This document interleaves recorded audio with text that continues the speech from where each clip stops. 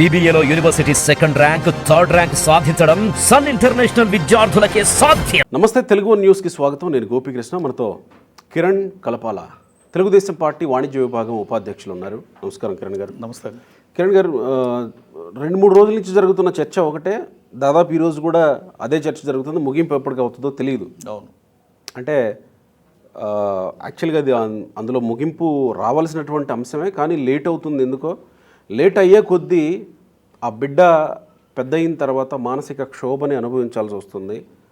కానీ ఆ బిడ్డకి జడ్జి రామకృష్ణ గారు లాంటి వాళ్ళు ఒక మాట అన్నారు, ఆ బిడ్డ మానసిక క్షోభ అనుభవించాల్సింది కాదు, ఆత్మ న్యూనతకు గురవ్వాల్సిన అవసరం లేదు. ఆ బిడ్డ 100 కోట్ల అవినీతిని వెలికితీశాడు, వీళ్ళంతా ఈ ముసుగులో చేసిన అవినీతిని వెలికితీశాడు. ఆ బిడ్డ ఒక సూర్యకిరణం, ఆ బిడ్డ ఒక వెలుగు రేఖ అని ఆ బిడ్డకి పేరు పెట్టేశాడు అనమాట. సరే, ఫైన్, మున్ముందు అదంతా జరగాలని కోరుకుందాం, అది వేరే విషయం. కానీ ఇక్కడ విజయసాయిరెడ్డి ప్రెస్ మీట్లో మాట్లాడుతూ, ఈ సందర్భంగా పెట్టినటువంటి ప్రెస్ మీట్లో మా పార్టీ వాళ్ళే నన్ను టార్గెట్ చేశారన్నట్టుగానే మాట్లాడేశారు. ఏంటి, ఒకవేళ ప్రత్యర్థి పార్టీ టార్గెట్ చేసిందని మాట్లాడుతుంటారు సహజంగా. ఆయన ఎందుకు మా పార్టీ వాళ్ళు కూడా నన్ను టార్గెట్ చేశారని చెప్పుకునే ప్రయత్నం చేశారు? ఏం జరుగుతున్నట్టు? ఒక రకంగా ఇది ఆ పార్టీలో ఏం జరుగుతుంది, ఆ పార్టీ వాళ్ళ ఇష్టం అయినప్పటికీ కూడా మీకు ఎంతో కొంత తెలిసే ఉంటుంది కదా. అది మొన్న జరిగిన వ్యవహారం. ఫస్ట్ ఏమో బురద ఒక కులాన్ని టార్గెట్ చేసి వేశారు, తర్వాత మీడియాని నిందించారు, తర్వాత జర్నలిస్టులని. ఇప్పుడు చివరికి మళ్ళీ వాళ్ళ పార్టీలో సొంత మనుషులే ఇలా నన్ను టార్గెట్ చేశారంటున్నారు. అంటే వీళ్ళకి మొదటి నుండి గ్రూప్ తగాదాలు, గ్రూప్ రాజకీయాలు వైకాపా పార్టీలో ఎవడు బాసో, ఎవడికి రాజో, ఎవడికి మంత్రో తెలియదు. ఎందుకంటే నాయకుడు ఎప్పుడైనా సరే తెలిసి ఉంటే, నాకు సందర్భం గుర్తొచ్చింది కాబట్టి చెప్తున్నా, తెలిసి ఉంటే ప్రవీణ్ ప్రకాష్ సిఎస్ని ఎట్లా ఇది చేస్తాడు? ప్రవీణ్ ప్రకాష్ క్యాడర్ ఏంటి, సిఎస్ ఆయన ఎల్వి సుబ్రహ్మణ్యం గారి క్యాడర్ ఏంటి? అదే సిఎస్గా ఉన్నటువంటి వ్యక్తిని ప్రవీణ్ ప్రకాష్ బదిలీ చేస్తాడా? ఇప్పుడు వీళ్ళు ఏం చేస్తారంటే మొదటి నుండి వైకాపా పార్టీలో కానివ్వండి, వైకాపా గవర్నమెంట్లో కానివ్వండి, పనికిరాను వాడిని తీసుకొచ్చి అందరం ఎక్కిచ్చారు, పనికి వచ్చేవాడిని తీసుకొచ్చి కింద కూర్చోబెట్టారు. అది రాజకీయాల్లో జరిగింది, ప్రభుత్వంలో జరిగింది. ఓకే, ఇప్పుడు ఈ విజయసాయిరెడ్డి వ్యవహారం వచ్చేటప్పటికి ముందు ఒక కులాన్ని టార్గెట్ చేసి కమ్మ కులాన్ని టార్గెట్ చేశారు, తర్వాత మీడియాని టార్గెట్ చేశారు, చివరికి వాళ్ళ సొంత పార్టీలోనే అంటున్నారు. అంటే సొంత పార్టీలో వాళ్ళు ఎవరు చేస్తున్నారు? విజయసాయిరెడ్డికి సొంత పార్టీలో వాళ్ళకి ఎవరికి తేడాలు వచ్చినాయి, ఎవరి మధ్య విద్వేషాలు ఉన్నాయి అని చూస్తే డెఫినెట్గా విజయసాయిరెడ్డి 100% కామెంట్ చేసింది సజ్జల రామకృష్ణారెడ్డిని. సజ్జల రామకృష్ణారెడ్డినే టార్గెట్ చేశాడు. ఎందుకంటే ఇక్కడ 2 పోల్ మేనేజ్మెంట్ కాస్త 3 పోల్ 4 పోల్ మేనేజ్మెంట్ అయింది వైకాపా. మీరు గతంలో చూస్తే పవర్ సెంటర్స్ ఎక్కువయ్యాయి. గతంలో జగన్మోహన్ రెడ్డిది పవర్ సెంటర్ ఉండేది, తర్వాత భారతి, తర్వాత షర్మిల, తర్వాత విజయమ్మ. ఇక్కడ 3 పవర్ సెంటర్ని కొలాప్స్ చేసి సింగిల్ పవర్ సెంటర్ చేసిన భారతి సక్సెస్ అయింది. ఓకే, జగన్మోహన్ రెడ్డిని కూడా డెఫినెట్గా వాళ్ళే చెప్పారు కదా, నేను చెప్పడం కాదు, షర్మిలనే చెప్పింది కదా. ఇప్పుడు జగన్మోహన్ రెడ్డి సిస్టర్స్ ఎవరైతే ఉన్నారో వాళ్ళే చెప్పారు ఈ రోజున సింగిల్ పవర్ సెంటర్ ఎవరంటే భారతికి కొమ్ము కాసేది ఎవరు? సజ్జల రామకృష్ణారెడ్డి, భార్గవ్ రెడ్డి అండ్ టీం, వీళ్ళంతా భారతీ టీం. ఇప్పుడు అంటే ఇక్కడ మనకు వస్తున్న సమాచారం బట్టి విజయసాయిరెడ్డి ఏదైతే ఈ వ్యవహారం బయటికి రావటానికి కారణాలు, తర్వాత మా వాళ్ళే నన్ను టార్గెట్ చేశారు, నేను వాళ్ళ వీడియోలు కూడా కొన్ని బయటకు పెడతాను, బయట తీస్తాను, అవి నా దగ్గర ఆధారాలు ఉన్నాయని మీరు కూడా వినే ఉంటారు మీడియాలో, ఆ వీడియోలు ఉన్నాయి నా దగ్గర అని అంటున్న ఎవరిని అంటున్నాడు? సజ్జల రామకృష్ణారెడ్డిని అనుకోవాలా, భార్గవ రెడ్డిని అనుకోవాలా, ఎవరిని అంటున్నాడు? ఇప్పుడు వీళ్ళిద్దరికీ ఇప్పుడు విజయసాయిరెడ్డి కూడా మాకున్న సమాచారం, అంటే నాకున్న సమాచారం ప్రకారం విజయసాయిరెడ్డి ఇప్పుడు రేపొద్దున వివేక మర్డర్ విషయం కావచ్చు, రేపొద్దున కొత్త ప్రభుత్వం వీళ్ళు చేసిన అవినీతి ఎక్కడ బయటకు వస్తుందో అన్న ముందే కొంతమంది రాజ్యసభ ఎంపీలని బీజేపీకి సరెండర్ చేసి తను అంటే ఈ వ్యవహారం జరగక ముందే బీజేపీని కలిసినట్టు అంటే రేపొద్దున 11 మంది రాజ్యసభ ఎంపీలు ఉన్నారుగా, బీజేపీకి రాజ్యసభలో అవసరమేగా. ఎందుకంటే రేపు కొన్ని బిల్లులు పాస్ అవ్వాలి అంటే రాజ్యసభలో బలం తగ్గింది బీజేపీకి. అవును కదా. అప్పుడు విజయసాయి రెడ్డి, ఎందుకంటే బేసికల్గా చార్టెడ్ అకౌంటెంట్ కాబట్టి కొన్ని కన్నింగ్ ఆలోచనలు, ఈ తెలివితేటలు విజయసాయి రెడ్డికి మొదటి నుండి కొద్దిగా ఎక్కువే. అలా నరేంద్ర మోడీ కావచ్చు లేదా బీజేపీ పెద్దలను కలిసి వాళ్ళకి ఇండైరెక్ట్గా ఒక సూత్రప్రాయంగానో లేదా సూచనప్రాయంగానో వాళ్ళతో ఒక అంగీకారం తెలుపబడి తరువాత ఈ వ్యవహారం అంతా మళ్ళీ ఇటు సెకండ్ పవర్ సెంటర్ ఏదైతే ఉందో ఆ పవర్ సెంటర్ తెలిసి వీళ్ళే టార్గెట్ చేశారని సమాచారం ఉంది. అదే విజయసాయి రెడ్డి కూడా చెప్పాడు.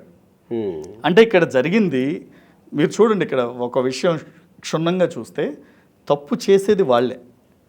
ఓకే, అది ఇందాక శాంతి వ్యవహారం కావచ్చు, ఆ బిడ్డ వ్యవహారం కావచ్చు, లేదు అంటే ఈ రాజ్యసభ ఎంపీలని ఢిల్లీలో బీజేపీ పెద్దలకు అప్పచెప్పడం వ్యవహారం కావచ్చు. అంటే ఇక్కడ జరిగిందా ప్రయత్నం జరిగింది. ఓకే, ప్రయత్నం జరిగింది. ఆ జరిగినప్పుడు విజయసాయి రెడ్డి రేపు భవిష్యత్తులో కేసులు ఎదుర్కోవాలన్నా బీజేపీ సపోర్ట్ కావాలి, మనం సేఫ్ గేమ్ ఆడాలని విజయసాయి రెడ్డి ఒక పక్క ముందస్తు ప్లాన్ వేసుకుని వెళ్ళిపోయాడు. అంటే ఇక్కడ జగన్ విజయసాయి రెడ్డిని వదిలేశాడు అనే ఒక ప్రచారం జరుగుతుంది. డెఫినెట్గా జగన్ వదిలేశాడని ప్రచారం జరుగుతుంది. కానీ మీరు చెప్తున్న దాని ప్రకారం జగన్ విజయసాయి రెడ్డిని వదిలేయడం కాదు, విజయసాయి రెడ్డి వదిలేశాడు. ఇప్పుడు విజయసాయి రెడ్డి మొదటి నుండి వైజాగ్ సీట్ అడిగాడండి. వీళ్ళకి విభేదాలు ఎక్కడొచ్చినాయి అంటే మొదటి నుండి వైజాగ్ సీట్ అడిగితే విజయసాయి రెడ్డికి ఏ సీట్ ఇచ్చారు? నెల్లూరు సీట్ ఇచ్చారు. విజయసాయి రెడ్డి గెలవను అని ముందు నుండి ఒక ఊదర కొట్టారు, ఓడిపోయాడు. అది రాజకీయం. ఓకే, ఇక్కడికి వచ్చేటప్పటికి వాళ్ళ మధ్య విభేదాలు వచ్చాయి. రేపు వివేక మర్డర్ కేసులో ఎక్కడ వీళ్ళకి చుట్టుకుంటుందని ఎవరికి వాడే సేఫ్ గేమ్ ఆడటం మొదలు పెట్టారండి. ఎవరికి వాడే, ఒకటి కాదు. సేఫ్ గేమ్ ఆడితే మొదట జగనే కదా ఆడాలి. జగన్ ఎందుకు ఆడతాడు? అక్కడ జగనే కదా మెయిన్. ఇప్పుడు జగన్ అవినాష్ రెడ్డే కదా ఉంది. పార్టీ పరంగా 4 ఎంపీలు ఉన్నారు, లోక్సభ ఎంపీలు, 11 మంది రాజ్యసభ ఎంపీలు ఉన్నారు, మొత్తం 15 మంది ఎంపీలు ఉన్నారు కదా.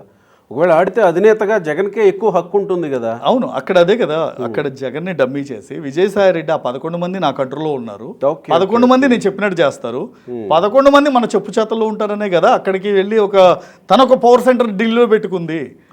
ఆ పెట్టుకోవటం వీళ్ళకి తెలిసి వీళ్ళే టార్గెట్ చేశారు అని విజయసాయి రెడ్డి డైరెక్ట్గా చెప్పేశాడు. అంటే ఇప్పుడు ఈ వ్యవహారాన్ని అంతా బయటికి తీసుకొచ్చింది వాళ్ళే అంటున్నారు కదా. విజయసాయి రెడ్డి చెప్పాడు, ముందు కమ్మకులం అన్నాడు, కాదని తేలిపోయింది. నెక్స్ట్ మీడియాని నిందించాడు, కాదు. ఇప్పుడు చివరికి ఏమంటున్నాడు, మా వాళ్ళే నన్ను టార్గెట్ చేసి ఇలా చేశారు, వాళ్ళు ఎవరైతే చేశారో వాళ్ళ వీడియోలు నా దగ్గర ఉన్నాయని చెప్తున్నాడు. అంటే ఫస్ట్ లెటర్ రాసింది మదన్ మోహన్ కదా, మదన్ మోహన్ ఇన్ఫ్లుయెన్స్ చేసి ఉండొచ్చు కదా. ఎవరైతే విజయసాయి రెడ్డి చెప్పే వాళ్ళు ఎవరైతే ఉన్నారో, ఎవరైతే వీడియోలు ఉన్నారో ఆ వీడియో వాళ్ళే మదన్ మోహన్ ఇన్ఫ్లుయెన్స్ చేసి ఉండొచ్చు కదా. దానికి తెలుగుదేశం పార్టీకి వాళ్ళకి సంబంధం ఏంటి? ఇందులో తెలుగుదేశం పార్టీ పాత్ర అస్సలు లేనే లేదు. కమ్మ కులం పాత్ర కూడా లేదు. వీళ్ళు అంటే వీళ్ళకి జరిగే పరిణామాలను బట్టి కమ్మకులం మీద ఒక చెడు ముద్రేద్దామని చూశారు, అది మిస్ఫైర్ అయింది. ఎందుకంటే వాళ్ళు అంతర్గత కుమ్ములాటలు ఎక్కువైపోయి ఒకడి మీద ఒకడు, ఎవడు రాజు ఎవడు మంత్రి అనేది వాళ్ళే తెలియక ఒకడి మీద ఒకడు నిందలు వేసుకొని ఇంకొక పవర్ సెంటర్ తయారు చేద్దామని చూస్తే చివరికి ఇందాక జడ్జి రామకృష్ణ గారు చెప్పినట్టు ఆ సూర్య భగవానుడు పంపించిన సూర్యకిరణాలు ఎవరైతే ఆ బాలుడు ఉన్నాడో ఆ బాలుడి వల్ల ఇవన్నీ బయటకు వచ్చినాయి. నిజంగా ప్రకారంగా అయితే మరి వైసీపీ పార్టీ భవిష్యత్తును ఎట్లా ఊహించాలి?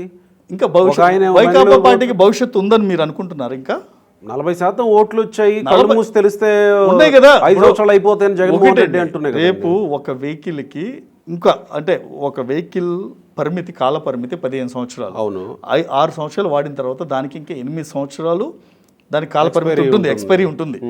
ఓకే, ఎప్పుడు నడిపించేవాడు ఉంటే, పార్టీనైనా బండినైనా నడిపించేవాడు ఉండాలి కదా. నడిపించేవాడు లేకుండా టైర్లు ఒకడు, స్టీరింగ్ ఒకడు.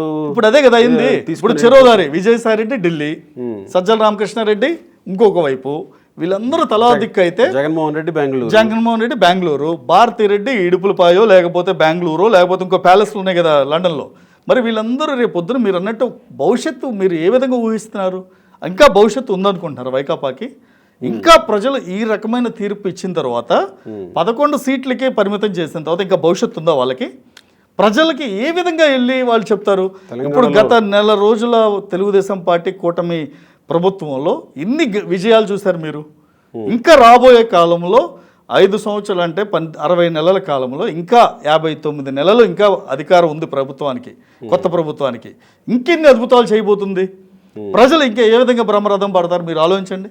జగన్మోహన్ రెడ్డి ప్రభుత్వం గత ప్రభుత్వంలో అభివృద్ధి లేదు, అరాచకం ఉంది, డబ్బు లేదు, అప్పు ఉంది, ఓకే, కష్టపడేవాడు లేడు, దోచు తినేవాడు ఉన్నాడు. ఇలా ప్రతి విషయంలోనూ మీరు నక్కికి నాగులోకానికి ఉన్న తేడా ఉందండి గత ప్రభుత్వానికి ప్రస్తుత ప్రభుత్వానికి.